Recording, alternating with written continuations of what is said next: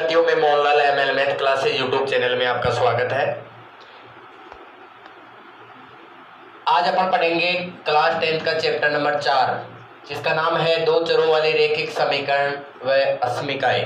ध्यान दीजिए, दो चरों वाले रैखिक समीकरण अपन ने इससे पहले पढ़ा था चैप्टर नंबर 3 में। वो पढ़ा द्विघात बहुपद और द्विघात समीकरण, जिसमें चर की बात करें तो देखो वो आ रहा था ax² plus bx plus c, ये बहुपद और ये द्विघात समीकरण। उसमें चर जैसे x यहाँ आ रहा है तो यहीं x आ रहा था, तो ये एक चर में था, बल्कि द्विघात इसलिए कि इसकी घात 2 थी। अब अपन पढ़ेंगे रैखिक समीकरण। मैंने आपको बताया होगा कि वह बहुपद जिसकी घात 1 हो रैखिक बहुपद कहलाता है, तो वह समीकरण जिसकी घात 1 हो रैखिक समीकरण कहलाएगा। अब ये दो चरों में है, इसका मतलब एक चर दो आएंगे। जैसे यहाँ चर एक ही आ रहा था तो उसमें जैसे एक चर x आ गया तो दूसरा y आएगा। ध्यान दीजिए, दो चरों वाले रैखिक समीकरण का दो चरों वाले रैखिक समीकरण का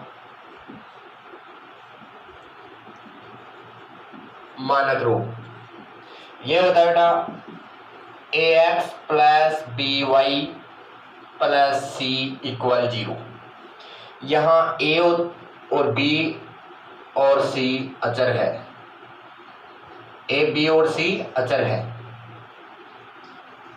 अब अपन यहाँ जो बात करेंगे रैखिक समीकरण, इन रेखाओं के ग्राफ बनाएंगे अपन, तो यहाँ दो रेखाओं के समीकरण लेने अपन को, तो दो चरों वाले रैखिक समीकरणों का मानक रूप करेंगे अपन। दो चरों का लेना है तो अपन करेंगे बेटा, देखिएगा जैसे x के दो मान है तो अपन कह देते हैं, एक x1 कह देते हैं, एक को x2 कह देते हैं। जिससे मैं कहूँ बेटा x का मान यहाँ 5 है और एक दूसरे समीकरण में x आया उसका मान यहाँ 3 है, तो अपन क्या कह देते हैं, जो पहले वाला मान है उसको x1 कह देते हैं, दूसरे वाले मान को x2 कह देते हैं। ऐसे ही अगर एक ही समीकरण ये जो मानक रूप है ax plus by plus c, अगर ये दो समीकरण बनाने हैं तो अपन लिखेंगे बेटा जैसे ax plus by plus c equal 0। दो समीकरण बनाने हैं तो दो लिखेंगे ax plus by plus c equal 0। ध्यान दीजिए, यहाँ पहला समीकरण है तो अपन a1 b1 और c1 लगा देते हैं, दूसरा समीकरण है तो a2 b2 और c2 लगा देते हैं। ये दो समीकरण हो गए, तो इसको कहेंगे पहले समीकरण का मानक रूप ये होता है, दूसरे समीकरण का मानक रूप ये होता है। तो दो चरों वाले रैखिक समीकरणों का जो मानक रूप अपन मानते हैं वो मानते हैं a1x b1y plus c1, a1x plus b1y plus c1 बराबर 0, a2x plus b2y plus c2 बराबर 0। मैं अभी किसी चैप्टर नंबर 4.1 की बात नहीं कर रहा हूँ, मैं बेसिक जो है नॉलेज आपको जो बता रहा हूँ। अब मैं आपको ये बताऊँ इससे रिलेटेड में, अगर आपको कोई समीकरण देता हूँ जैसे मान लो कि 3x प्लस 5y प्लस 4 बराबर 0, ये समीकरण है। इसके अलावा मैं दूसरा समीकरण लेता हूँ जैसे x प्लस 3y माइनस 4 बराबर 0। ये दो समीकरण हो गए। सबसे पहले तो प्रत्येक स्टूडेंट को a1 देखो ये मान आने चाहिए, a1 b1 और c1, a2 b2 और c2, इनका मान निकालना आना चाहिए। तो ध्यान दीजिए, पहले समीकरण का मानक रूप a1x plus b1y plus c1 है। तो देखो पहले समीकरण में अपन देखेंगे तो a1 का मान हो गया कितना 3, b1 का मान हो गया कितना 5, c1 का मान हो गया 4। ध्यान रहे, दूसरे समीकरण में a1 x आ गया, a1 नहीं है तो इसका मतलब a2 का मान है 1, b2 का मान 3, c2 का मान -4। ये एक नंबर का क्वेश्चन जो है उसमें पूछा जाता है, इसकी 3 शर्तें होती हैं, उन 3 शर्तों में से एक नंबर का क्वेश्चन जरूर पूछा जाता है। वो शर्तें क्या क्या है वो मैं पहले आपको लिखाऊंगा। देखिएगा, दो समीकरणों का मानक रूप ये मान मैंने इसीलिए बताया आपको कि आपको a1 b1 और c1 a2 b2 c2 का मान कैसे प्राप्त करना है। तो जब a1 b1 c1 की बात हो तो समझ लेना कि अपन को समीकरण 1 देखना है, 1 का मतलब पहला, 2 का मतलब दूसरा, और a2 b2 c2 की बात हो, अगर a2 b2 c2 में से अगर कोई मान चाहिए अपन को तो आपको समीकरण दूसरे पर नजर दौड़ानी है। अब मैं आपको बताऊं थोड़ा सा इन शर्तों के बारे में बता दूं जो अपन को 4.1 में जो फोर्थ एक्सरसाइज में अपने काम में आएंगी। यदि पहली शर्त, यदि a1 बटा a2 b1 बटा b2 का मान और c1 बटा c2 का मान बराबर नहीं हो आपस में, मैं कहूं बेटा इसका मतलब क्या हुआ, x और y का मान बराबर है, और अब इसका मतलब हो गया बेटा x और y का मान बराबर नहीं है। ऐसे अगर इन तीनों का मान आपस में बराबर नहीं हो तो ये चिन्ह लगेंगे बेटा, ध्यान देना। a1 is not equal b1 is not equal का चिन्ह है, ये बराबर नहीं है, और c1 बटा c2 is not equal b1 बटा b2 is not equal c1, मतलब आपस में बराबर नहीं है।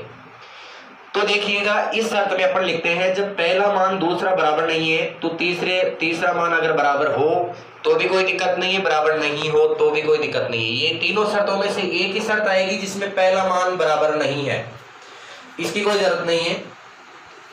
तो अगर ये कंडीशन आ जाती है कि पहला a1 बटा a2 का मान b1 बटा b2 के मान के बराबर नहीं है, तो अपन लिखेंगे, देखो ये भविष्यवाणी है, जैसे अपन मूलों की भविष्यवाणी करते थे कि मूल कैसे कैसे होंगे, वास्तविक होंगे, मूलों का अस्तित्व होगा या नहीं होगा, मूल काल्पनिक होंगे, बराबर होंगे या भिन्न भिन्न होंगे, वैसे अपन रेखाओं के बारे में करेंगे कि देखो रैखिक समीकरण, एक तो रैखिक समीकरण का मतलब है कि इनकी घात एक है, और एक रैखिक यानी इन रैखिक समीकरण, इसका रैखिक का मतलब यह है कि अगर इन समीकरणों से अपन ग्राफ ही निरूपण करते हैं, ग्राफ बनाते हैं, तो वहां एक सीधी रेखा प्राप्त होती है। तो देखो उन रेखाओं के बारे में है, एक समीकरण से एक रेखा प्राप्त होती है तो दूसरे समीकरण से दो रेखाएं प्राप्त होगी ग्राफ में। जब अपन ग्राफ के बारे में जानते हो कि थोड़ा बहुत आगे अपन बढ़ाएंगे, तो यहां लिखेंगे रेखाएं प्रतिच्छेद करेगी, रेखाएं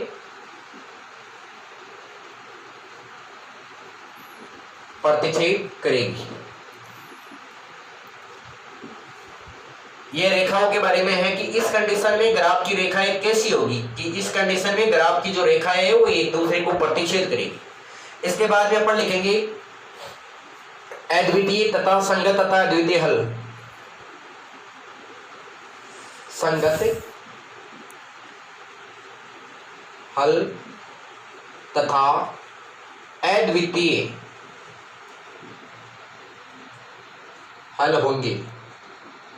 आपको ध्यान देना है, अद्वितीय मतलब जैसे x का मान यहाँ 2 आएगा तो ऐसा नहीं कि x का मान 2 भी आ गया और x का मान 3 भी आ गया, नहीं, x का मान 2 आएगा, और जैसे मान लो y का मान 5 आ गया तो ऐसा नहीं कि उस समीकरण में फिर y का मान उसको सरल करने पर y का मान जैसे 4 भी आ गया, नहीं, अद्वितीय मतलब एक ही हल होंगे, x का मान आएगा और एक ही y का मान आ जाएगा। जैसे अपन क्वेश्चन करेंगे तब की कंडीशन और समझ में आ जाएगी। इसमें 3 शर्तें हैं, रेखाएं प्रतिच्छेद करेगी, संगत हल होंगे, अद्वितीय हल होंगे। अगर आपको किसी प्रश्न में पूछ लिया जाए, जैसे क्वेश्चन भी दूंगा मैं आपको, 2 समीकरण दे दिया जाए कि बताएं कि रेखाएं प्रतिच्छेद करेगी, संपाती होगी या समांतर होगी। रेखाएं अगर 2 रेखाओं के बारे में अपन अध्ययन करें तो 3 प्रकार के होते हैं कि जैसे 2 रेखाएं हैं तो वो या तो एक दूसरे को काटेगी, या एक दूसरे के संपाती यानी एक दूसरे के ऊपर नीचे होगी, या फिर एक दूसरे के समांतर होगी। तो इसमें कैसी होगी, रेखाएं प्रतिच्छेद करेगी। आगे अपन देखते हैं दूसरी कंडीशन, यदि a1 बटा a2 b1 बटा b2 और c1 बटा c2 इनका मान आपस में बराबर हो, जैसे इसका मान 3 बटा 5 आ गया, इस b1 बटा b2 का मान भी 3 बटा 5 आ गया, और c1 बटा c2 का मान भी 3 बटा 5 आ गया, मतलब तीनों अगर अपन a1 बटा a2 b1 बटा b2 और c1 बटा c2 का मान निकालते हैं और अगर तीनों बराबर आते हैं तो समझ लेना कि इसमें लिखेंगे अपन रेखाओं के बारे में लिखेंगे, रेखाएं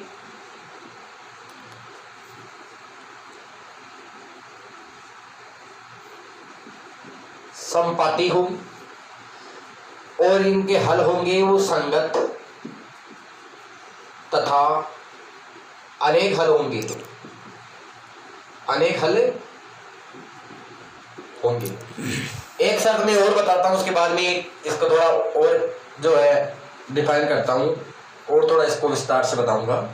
तीसरी शर्त यह है, यदि a1 बटा a2 b1 बटा b2 और c1 बटा c2 में a1 बटा a2 और b1 बटा b2 का मान बराबर हो और C1 बटा C2 का मान बराबर नहीं हो, तो ध्यान दीजिए यहां बराबर आ रहा है, यहां बराबर आ रहा है, यहां बराबर नहीं आ रहा है। जब पहला A1 बटा A2 और B1 बटा B2 का मान बराबर नहीं आ रहा है तो समझ लेना कौन शर्त लग रही है, तीसरी। उसमें फिर C1 बटा C2 मान निकालने की जरूरत नहीं है। तो इसमें देखेंगे रेखाएं समांतर होगी, रेखाएं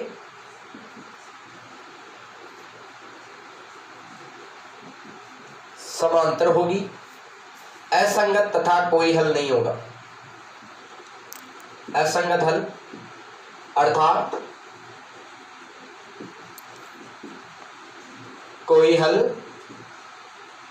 नहीं होंगे।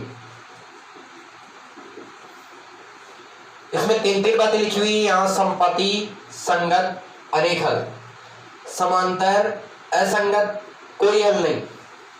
इनके बारे में देखो, ये 1 2 3 तीन जो है वो तो रेखाओं के बारे में तीन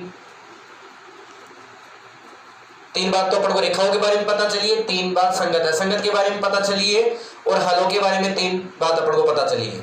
कुल मिलाकर 9 प्रश्न बनते हैं, इनमें से 9 प्रश्नों में से एक नंबर का प्रश्न जरूर आता है। अब देखिएगा पहला कंडीशन, अगर मैंने एक समीकरण को ग्राफ में खींचा और ये रेखा आ गई, दूसरे में समीकरण को ग्राफ में खींचा और ये रेखा आ गई, तो आपको पता होगा बेटा ये कौन सी कैसी रेखाएं हैं, ये प्रतिच्छेदी रेखाएं हैं। ये जिस बिंदु पर मिलती है वो ग्राफ में उस बिंदु पर एक मान होता है x का और एक मान होता है y का। तो बेटा ये जब भी प्रतिच्छेदी रेखाएं हो वो हमेशा एक ही बिंदु पर कटती है, एक ही बिंदु पर एक दूसरे से मिलती है। उस बिंदु में अपन x का मान देख लेंगे ग्राफ के हिसाब से कि यहाँ x पे है y पे है, जितना है x और y का निर्धारण कर लेंगे। तो देखो इसमें रेखाएं प्रतिच्छेद करेगी जब एक ही हल होगा, हल जब होता है तो संगत, देखो एक दूसरे को प्रतिच्छेद कर रही है तो इसका मतलब हल निकल रहा है, इसका मतलब संगत हल होंगे। और कितनी जगह हल निकल रहा है, एक ही जगह मिल रही है तो अद्वितीय, मतलब और ये कहीं नहीं मिल सकती है, और आगे बढ़ा दो इधर पीछे बढ़ा दो कहीं नहीं मिलेगी। अगर यहाँ मिल रही है तो ये रेखाएं यही मिलेगी, अद्वितीय हल।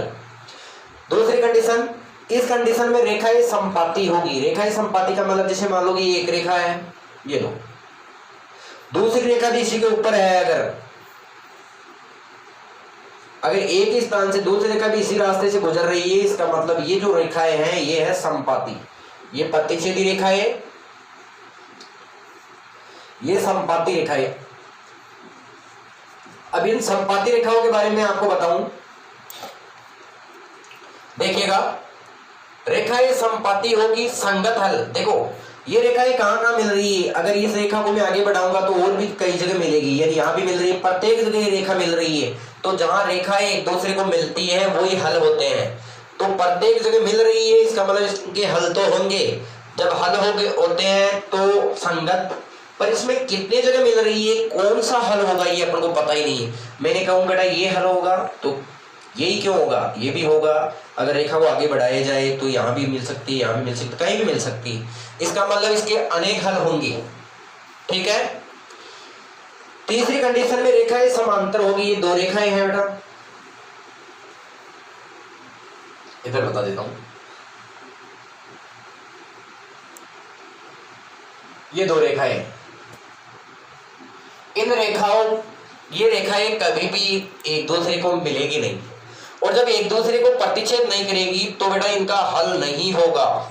रेखाएं समांतर है तो जब कोई हल नहीं होगा तो उसको कहेंगे असंगत हल, असंगत तथा कोई हल नहीं होगा। ये रेखाएं मिलेगी तभी x का और y का मान अपने पास आता, तो इस कंडीशन में कोई हल नहीं होगा। अब जब अपन क्वेश्चन करेंगे तो बाकी समझ में बाद में आएगा। देखिएगा इसके बाद में मैं क्वेश्चन लेता हूं, अपन देखेंगे क्वेश्चन नंबर 1 चैप्टर नंबर 4.1।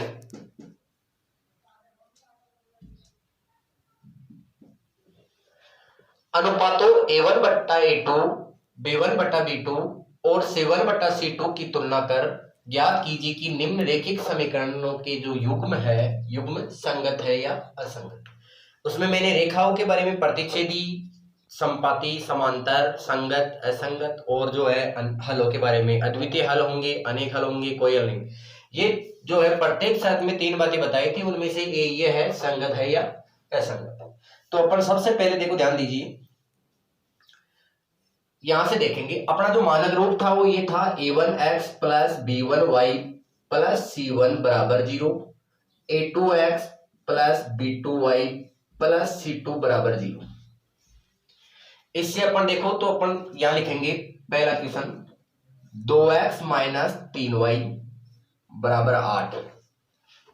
ठीक है, आप चाहो तो इस बराबर 8 को इधर लेके आओगे तो -8 बराबर 0 हो जाएगा, या फिर अगर ये बराबर रहने देते हो तो सी का मान यहां माइनस में लेना पड़ेगा। अब कोई दिक्कत नहीं है, अपने जो है मानक रूप के फॉर्मेट में है 4x माइनस 6y माइनस 9 बराबर 0। आप देखो इसका हल करेंगे तो आप लिखोगे a1 बटा a2, या पहले मान निकाल लो। सबसे पहले आप a1 बटा a2 का मान निकालो। a1 का मान 2 है, a2 का मान 4 है, तो 2 बटा 4 यानी 2 का 2 एक कम 2, 2 दूनी 4, तो a1 बटा a2 का मान आ गया 1 बटा 2। फिर जो है आप b1 बटा b2 का भी मान निकालेंगे तो ये आएगा बेटा -3 बटा -6, -3 बटा -6, माइनस से माइनस कट गया, 3 एक कम 3, 3 दूनी 6, 1 बटा 2। ऐसे आप c1 बटा c2 का मान निकालोगे तो देखो -8 बटा -9, तो माइनस माइनस गया तो ये क्या आ गया 8 बटे 9। अब अपन लिखेंगे a1 बटा a2, b1 बटा b2 तथा c1 बटा c2 की तुलना करने पर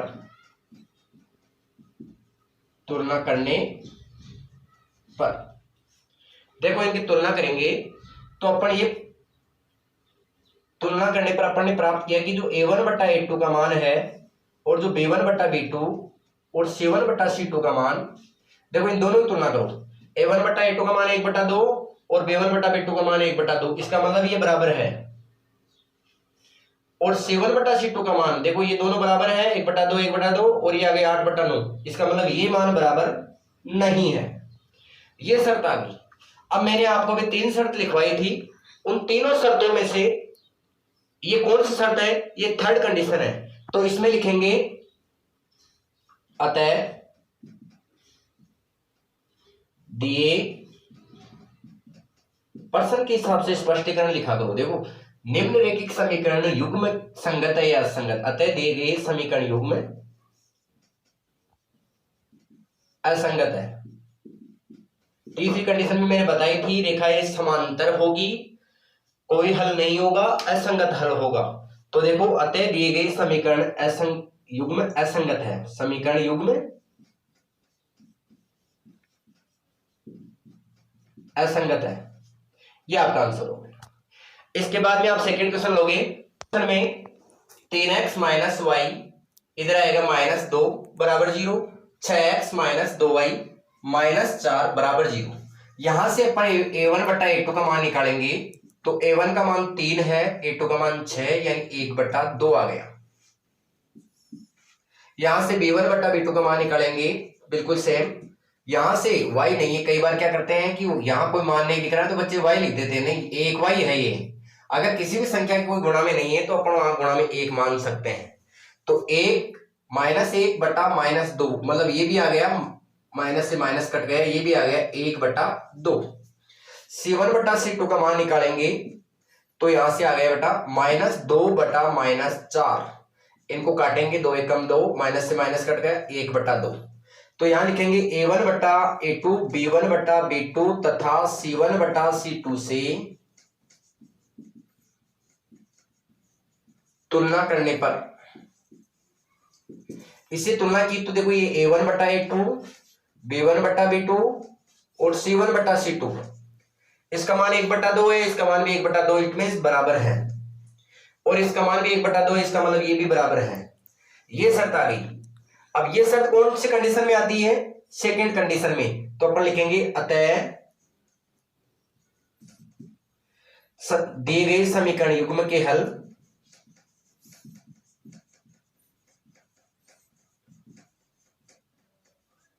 के हल दूसरी कंडीशन में अपन क्या लिखते हैं, रेखाएं संपाती होगी, संगत तथा अनेक हल होंगे तो समीकरण युग्म के हल संगत होंगे। ये आपका जो यह समीकरण युग्म संगत है, समीकरण युग्म यहाँ संगत या असंगत है, हलों के बारे में नहीं दे रखा है, समीकरण युग्म संगत है। ऐसे थर्ड क्वेश्चन करेंगे अपन। थर्ड क्वेश्चन में भी अपन जो है a1 बटा a2 b1 बटा b2, a1 बटा a2 को मान देखो 2 बटा 4, 2 से कट गए तो कितना है 1 बटा 2। b1 बटा b2 में भी माइनस 2 बटे 4, माइनस से माइनस कट गया, 2 में 4 का भाग दे तो 1 बटा 2। c1 बटा c2 में माइनस 2 बटे माइनस 5 आया 2 बटे 5। वही a1 बटा a2 b1 बटा b2 तथा c1 बटा c2 की तुलना करने पर, अपन ने a1 बटा a2 b1 बटा b2 c1 बटा c2 ये जो मान है, ये अपन ये जो शर्त है इसके जो चिन्ह है अपन बहुत सोच समझ कर लगाएंगे। 1 बटा 2 आया, इसका मान 1 बटा 2 आया, इट मीन्स बराबर, और इसका मान 2 बटा 5 आया, इसका मतलब ये बराबर नहीं है। ये लग गई बेटा दूसरी शर्त। तो अपन लिखेंगे इसमें दूसरी शर्त में क्या क्या होता है कि रेखाएं समांतर होगी, समांतर होगी तो कभी भी उनका हल नहीं होगा, कोई हल नहीं होगा, असंगत हल। मतलब अपन लिखेंगे अतः दिए गए समीकरण युग्म के हल, दिए गए समीकरण युग्म असंगत है, जिनका कोई हल नहीं निकल रहा है वो असंगत है। ठीक है, ऐसे अपन फोर्थ क्वेश्चन लेंगे। 4 में अपन a1 बटा a2 b1 बटा b2 c1 बटा c2 का मान निकालेंगे। आप चाहो तो यहाँ अलग अलग लिख सकते हो, जैसे a1 का मान लिख दिया 4 बटा 3, फिर b1 का लिख दिया, ऐसे लिख सकते हो। और अगर आप, ये कोई बड़ा क्वेश्चन नहीं है, और अगर आप चाहो तो डायरेक्ट भी a1 बटा a2 का मान निकाल सकते हो। ध्यान दीजिए a1 का मान है 4 बटे 3, फिर बटा b1 का मान है 2। अब ध्यान दीजिए बटे में कुछ नहीं है तो 1 लगा दिया, इसको उल्टा करूंगा तो ये हो जाएगा 4 बटे 3, 4 बटे 3 इंटू 1 बटा 2, 2 से ये कट गया तो ये हो गया बेटा 2 बटे 3, 2 बटे 3।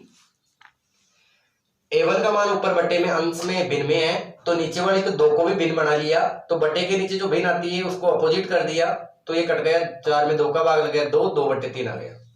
ऐसे b1 बटा b2 का मान निकालूंगा मैं तो ये भी आ जाएगा 2 बटे 3।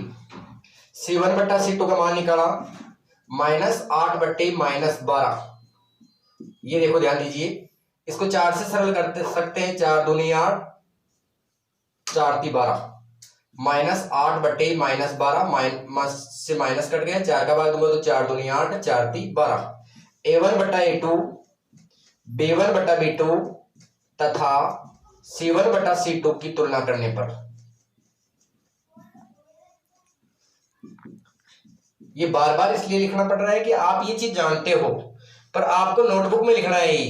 इन सभी स्टेप्स के नंबर होते हैं। तो अपन लिखेंगे कि a1 बटा a2 b1 बटा b2 और c1 बटा c2, ये मान आपस में 2 बटा 3, 2 बटा 3, 2 बटा 3 सारे बराबर आ गए। इसका मतलब रेखाएं संपाती होगी। दो से कंडीशन में रेखाएं संपाती होगी, इट मींस अनेक हल होंगे, यानी संगत हल होंगे। ठीक है, तो अपन लिखेंगे अतः दिए गए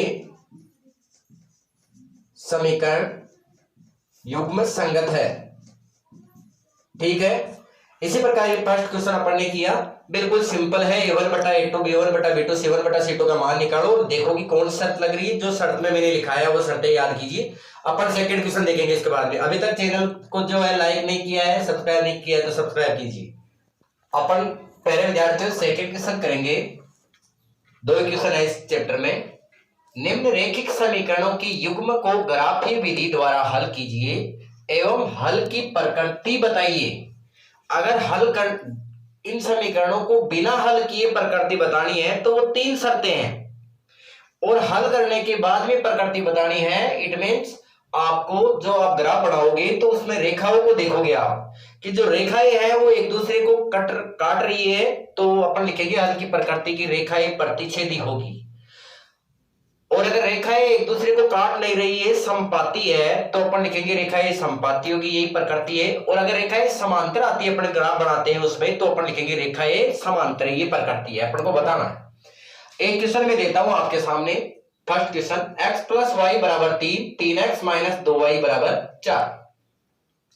देखिए ये समीकरण 1 है और ये समीकरण 2 है। तो अपन देखेंगे समीकरण 1 से। सबसे पहले क्या लिखेंगे, समीकरण 1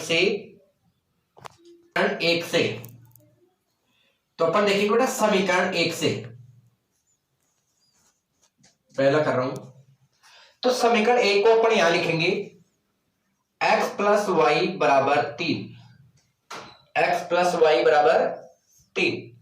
आप चाहो तो ये दो चर है, इधर एक x है एक y है, तो इसमें से एक चर को इधर रख लो, बाकी का पक्षांतरण कर दो। तो देखो अगर मैं x को इधर रख लेता हूं तो ये हो जाएगा बेटा 3 माइनस वाई, 3 माइनस वाई। ये अब इस x के गुणा में एकांक होना चाहिए, एक ही होना चाहिए। यहां जैसे 2x होता तो उस 2 को भी इसके बटे में ले आता। आगे देखेंगे किसमें, x बराबर 3 माइनस वाई हो गया। अब अपन देखेंगे बेटा यहां एक सारणी बनाएंगे, तालिका बनाएंगे एक,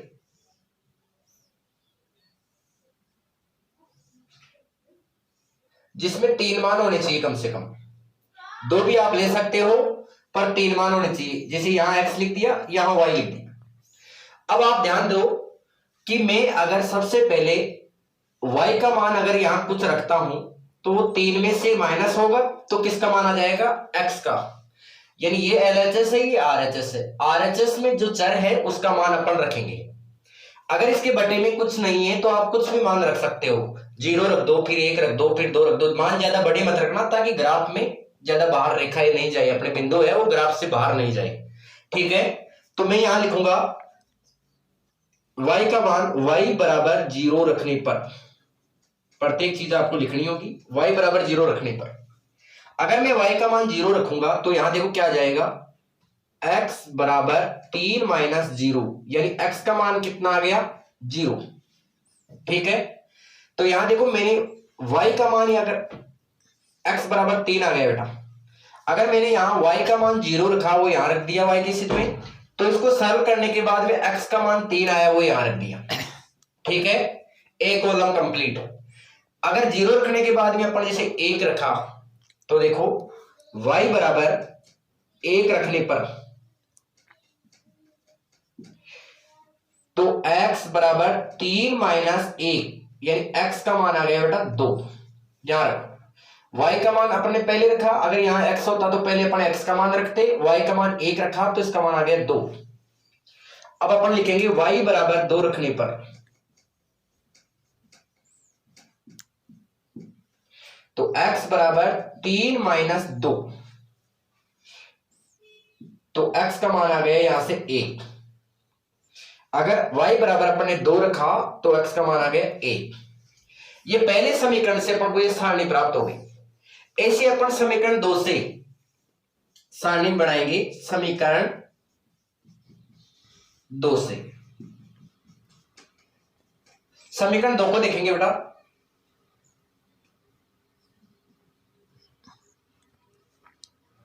तीन एक्स माइनस 2y बराबर 4।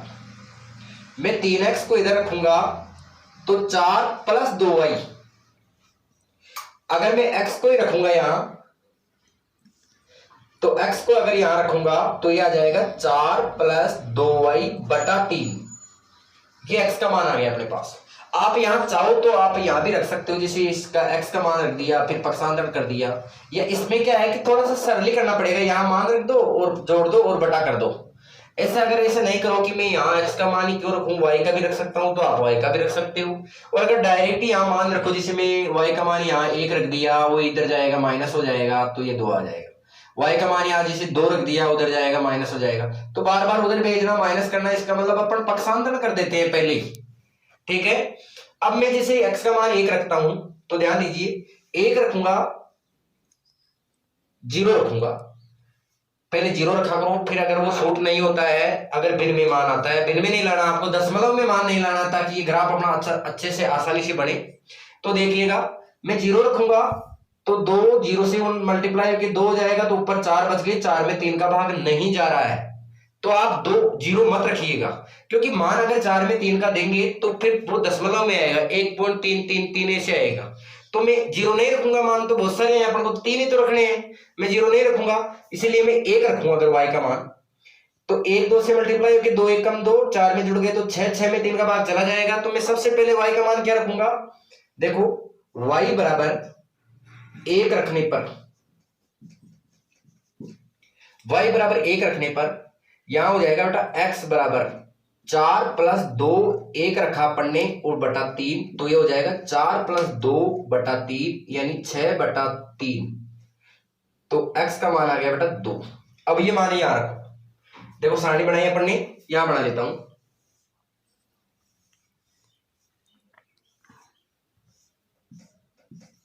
ये x है, ये y है, y का मान 1 रखा मैंने, तो x का मान आ गया 2।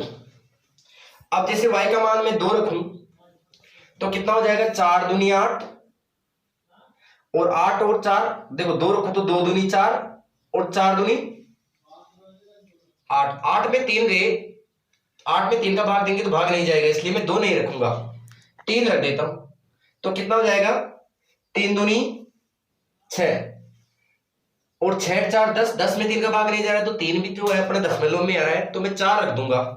तो देखो 4 5 6 7 तक तो रख सकते हो आप, ज्यादा नहीं, बाहर नहीं जाएगा, ग्राफ बाहर नहीं जाएगा, तो 4 रख दिया। तो देखो y बराबर 4 रखने पर, तो x बराबर आ जाएगा 4 प्लस 2 और कोष्टक में 4 बटा 3, देखिएगा 4 दूनी 8, 4 12 बटा 3, यानी x का मान आ गया 4, ये मान भी रख दो। y का मान अगर मैंने 4 रखा तो x का मान भी कितना आ गया, 4। ऐसे में y का मान अगर 5 रखूंगा तो 5 दूनी 10, 10 में 4 गए तो 14 हो गए, भाग नहीं जा रहा है। y का मान मैं 6 रखूं, 6 दूनी 12, 12 4 16 नहीं जा रहा है। y का मान मैं 7 रखूं, 7 दूनी 14 4 18, तो या तो मैं y का मान 7 रखूं, अगर 7 मान आपको थोड़ा बड़ा लग रहा है तो फिर माइनस में रख दो। देखो अगर मैं माइनस में रखूं, 4 दूनी माइनस में रखूंगा तो ये माइनस का हो जाएगा, 4 में से 2 गए तो 2 का भाग नहीं जा रहा है। माइनस के 2 रखूं तो 2 दूनी 4, माइनस के 2 रख दो, तो देखो y बराबर -2 रखने पर, तो देखो कितना हो जाएगा, x बराबर 4 प्लस 2 और -2 बटा 3, तो ऊपर देखो 4 माइनस 4, 2 दूनी 4 माइनस का बटा 3, तो यहां भी x का मान आ जाएगा 0, यहां x का मान आ जाएगा 0, ये भी मान रख दो कि x का मान अगर y का मान अगर मैंने -2 रखा तो x का मान आ गया 0। ठीक है, ये सारणी अपन ग्राफ बनाएंगे, आप बाकी को चाहो तो आप मिटा सकते हो, इस सारणी को रख सकते हो, इन सारणियों यही चाहिएगा अपन को। तो देखो मैं बाकी का मिटाता हूं, थोड़ा सा देखिएगा, एक बार चेक कर लीजिएगा। यहां मैंने 1 रखा तो 4, 1 रखा तो 2 और 4 6 हो गए, 6 में 3 का भाग लग गया, 2 आ गया, 1 रखा तो 2 आ गया। मैंने 4 रखा तो 4 दूनी 8, 4 12, 12 में x का मान कितना आ गया, 4 आ गया, 12 में 3 का भाग दिया, 4 आ गया। मैंने -2 रखा तो 0 आ गया, बिल्कुल सही है। अब देखेंगे अपन इसका ग्राफ ही निरूपण करेंगे। इसके बाद में अपन जो अपन ने सारणियां बनाई है, इस सारणी को मैंने थोड़ा इधर कर दिया है, जो अपन ने सारणियां बनाई है उनका ग्राफ ही निरूपण कैसे करेंगे। एक क्वेश्चन में थोड़ी दिक्कत है, आगे बाकी कोई दिक्कत नहीं आएगी, बार बार क्वेश्चन करोगे, एग्जांपल्स वगैरह करोगे, 2-3 क्वेश्चन ये है तो कोई दिक्कत नहीं आएगी। 5 नंबर की एक्सरसाइज है, बीजगणित जो है पूरे 11 नंबर की है, 6 नंबर की एक्सरसाइज है। बाकी मैं आपको बताता हूं, क्वेश्चन आता है बिल्कुल प्रत्येक बच्चे को जो है ये क्वेश्चन, ये अगर ये नंबर प्राप्त होते हैं, मैं यहां से जो इस समीकरण के मान उतारूंगा तो देखिएगा यहां x का मान 3 है, तो मैं x का मान 3 लूंगा, y का मान 0 लूंगा। अब आपको देखो कहां, ये आपको पहले बताया हुआ है ग्राफ, ये एक्स एक्स के मान इधर प्लस के आते हैं, इधर माइनस के आते हैं, वाई के मान ऊपर की तरफ प्लस के आते हैं, नीचे की तरफ माइनस के आते हैं। पहले अपन एक्स पर विचरण करते हैं। एक्स का मान 3 है तो कहां जाऊंगा, एक्स का मान 1 2 3 इस जगह। वाई का मान 0 है, देखो एक्स का मान 1 2 3 ये है, वाई का मान 0 है, मतलब न ऊपर जाना है न नीचे जाना है, तो यही बिंदु हो गया। यहां थोड़ा सा इसको ऐसे कर देना, प्रदर्शित कर देना, और फिर ये निर्देशांक लिखना कितना है, एक्स का मान 3 वाई का मान 0, तो अपन लिखेंगे यहां 3,0। क्या लिखेंगे, 3,0, यहां लिख दो 3,0। ठीक है। दूसरा मान देखेंगे, x का मान 2 है, y का मान 1 है, तो x का मान 2 यानी 1 2 और y का मान 1 है, इसका मतलब यहां जाएंगे अपन। ये कितना आ गया, 2,1। 2,1 का मतलब x का मान 2 है, y का मान 1 है। अब अपन चलेंगे, x का मान 1 है, y का मान 2 है, x का मान 1 ये लो, और y का मान 2 है 1 2, थोड़ा सा ये ऊपर आएगा, ये लो, x का मान 1 और ये 2, ये लो, ये आ जाएगा मान। थोड़ा सा आपके बिल्कुल स्केल से करोगे बिल्कुल सीधा आ जाएगा, कितना आएगा 1,2। ठीक है, अपने स्केल से इन तीनों को मिलाएंगे, बिल्कुल सीधे में आएंगे, अपने एक रेखा खींचेंगे, ऐसी रेखा आएगी बेटा एक स्केल से, बिल्कुल सीधी रेखा। तीनों बिंदु आ गए तो अपन एरो का निशान लगा देंगे। ठीक है, आपको एक काम और भी करना है। एक नंबर जिसका कट जाता है, पहले एक नंबर कटता था, आधा नंबर इसका कट जाता है कि ये जो रेखा आई है ये किससे आई है, कौन से समीकरण से आई है, वो समीकरण आपको लिखना है। तो ये रेखा आई है x प्लस वाई बराबर 3 से, पहले समीकरण से आया है, तो ये समीकरण यहां लिखना है x प्लस वाई बराबर 3। ये समीकरण जरूर लिखना है आपको। फिर देखना, यहाँ बड़े बड़े ग्राफ में मैं एक दिन ग्राफ से समझाऊंगा, ये बड़े बड़े बॉक्स है, जैसे यहाँ अगर मैं यहाँ दो दो बॉक्सों को अगर एक एक मानता हूं तो एक पैमाना लिखना पड़ता है। यहाँ पैमाना ये आधे नंबर का होता है बेटा, तो पैमाना जैसे मैं इधर माने, मैंने यहाँ बड़े बड़े खाने जो है उन पे प्रत्येक पे 1 2 ऐसे लिख दिया। अगर मैं 2 खानों पर 1 लिखता फिर 2 पे 1 लिखता तो मैं लिखता, देखो एक्स एक्स, पैमाना 2 अक्ष पर माने जाएगा। एक्स एक्स पर मैंने क्या माना कि एक बड़ा खाना बराबर, एक्स एक्स पर मैंने माना एक बड़ा खाना बराबर 1 इकाई, ये पैमाना मान लिया। वाई एक्स पर भी क्या माना मैंने, वाई एक्स पर भी मैंने यही माना, एक बड़ा खाना बराबर 1 इकाई। वो अपन को 2 बड़े खाने, ये मोस्टली आपको पैमाना यही मानना है। वो अगर 2 बड़ा खाना बराबर 1 इकाई, वो तो क्या होता है जब अपन ये 1 बड़ा खाना बराबर 2 इकाई, वो जो मान बड़े काफी बड़े है काफी कम आ जाते हैं मान, तब लेते हैं। बाकी ये मान आपको पर्याप्त है कि 1 बड़ा खाना बराबर 1 इकाई मानो आप, हमेशा कभी कोई किस्म में दिक्कत नहीं आएगी। ऐसे में दूसरा जो है, दूसरा समीकरण की जो रखूंगा मान, x का मान 2 y का मान 1। देखो दूसरे में x का मान 2 1 2 और y का मान 1, तो इसका मतलब ये पॉइंट ही आ गया। यहां नीचे और लिख दो x का मान 2 1।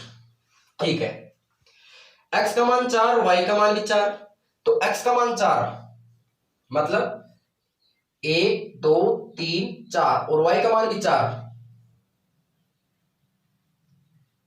मतलब ये हो गया,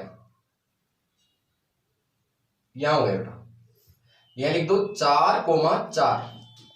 फिर देखो x का मान 0 y का मान -2। x का मान 0 का मतलब नहीं इधर जाना है नहीं इधर जाना, y का मान -2 मतलब 1, ये लो 2, 0 -2, ये हो गया। 3 बिंदु आ गए बेटा, एक ये एक ये एक ये। आप स्केल से तीनों बिंदुओं को मिला दो तो देखो